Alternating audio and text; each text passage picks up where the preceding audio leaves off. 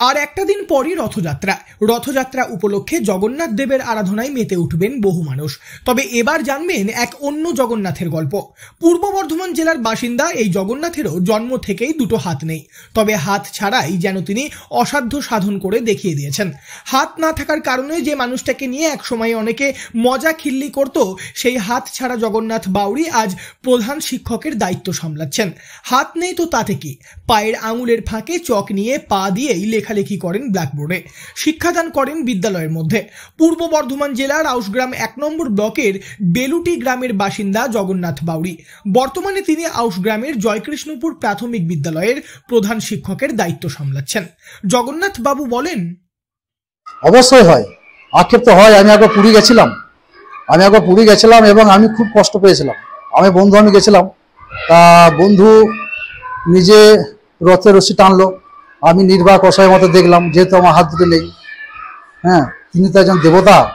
আমি তো পা দিয়ে তার রশি, হয়তো পায়ে করে রশি টানতে পারবো আমি কাঁধে করে, কিন্তু আমাকে তো পায়ে রশিটা ধরে কাঁধে তুলতে হবে। সেক্ষেত্রে উনি একজন দেবতা, আমি কি করে রশি ছুবো?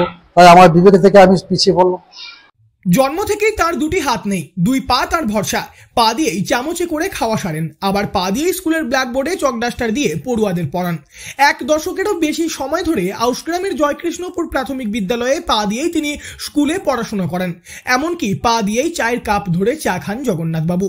মনের অদম্য ইচ্ছা শক্তিকে কাজে লাগিয়ে উচ্চ মাধ্যমিক পর্যন্ত পড়াশোনা করেন তিনি। তারপর 2010 সালের 28শে জানুয়ারিতে প্রাথমিক স্কুলের শিক্ষক হিসাবে যোগদান করেন।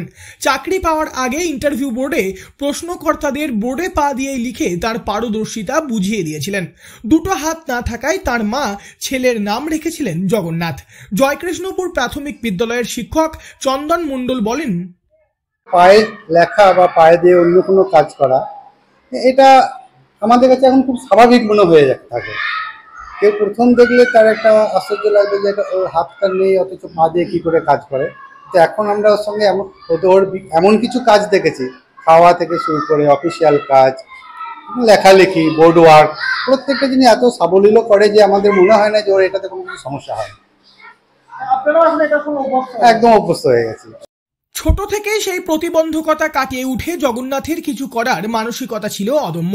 নিজের চেষ্টায় ছোট থেকেই পায়ে পেন পেন্সিল ধরে লেখালেখি শুরু করেন তিনি আবার ভালো গানও করেন বিভিন্ন অনুষ্ঠানে।